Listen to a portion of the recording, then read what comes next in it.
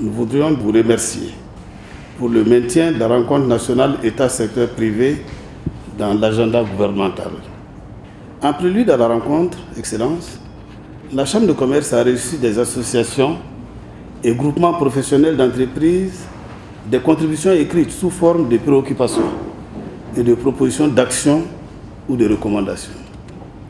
Les principales préoccupations relatives au thème des assises de cette année portent sur l'absence de zones industrielles dans de nombreuses régions, l'état de dégradation et le problème de sécurisation des sites existants, les difficultés de mobilisation de la terre pour des projets d'envergure, la spéculation foncière au détriment des projets d'investissement productif, les lourdeurs et longs délais observés dans la délivrance des titres fonciers et des attestations de possession foncière rurale, l'absence de zones dédiées à certaines activités spécifiques dans les plans d'aménagement des villes. Il s'agit notamment de la construction d'établissements d'enseignement, de santé et des espaces touristiques.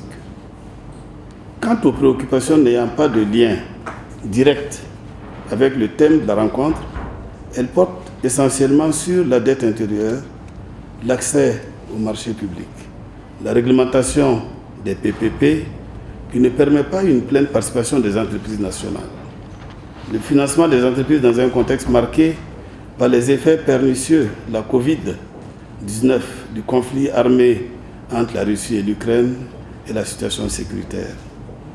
Excellent Monsieur le Premier ministre, le secteur privé voudrait vous féliciter surtout pour les efforts déployés pour la restauration de l'intégrité territoriale de notre pays et le retour à la paix.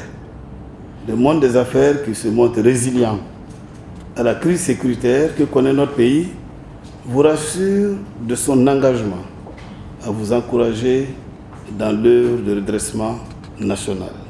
Ensemble, on peut trouver des solutions. Le thème de cette rencontre est vraiment très pertinent parce que sans sécurisation foncière, il n'y a pas d'affaires. Voilà. L'homme d'affaires a besoin de sécurité foncière pour savoir qu'il peut investir en toute sécurité et éventuellement léguer ce qu'il va laisser à sa postérité. Nous n'avons pas intérêt à ce que le secteur privé ne soit pas payé, coule sous des dettes. Quant au PPP que vous avez envisagé, je crois que le ministre du Commerce est là. Donc je pense que la porte est ouverte à tout le monde. Nous ne souhaitons que ça. Nous avons beaucoup de projets que nous entendons mettre en PPP. Maintenant, ce sera à vous aussi de montrer vos disponibilités, voilà, pour qu'on puisse ensemble travailler. Voilà. Donc bon, c'est à vous, n'est-ce pas, de voir comment on peut s'entraider pour que les réformes aboutissent et pour que notre pays prospère.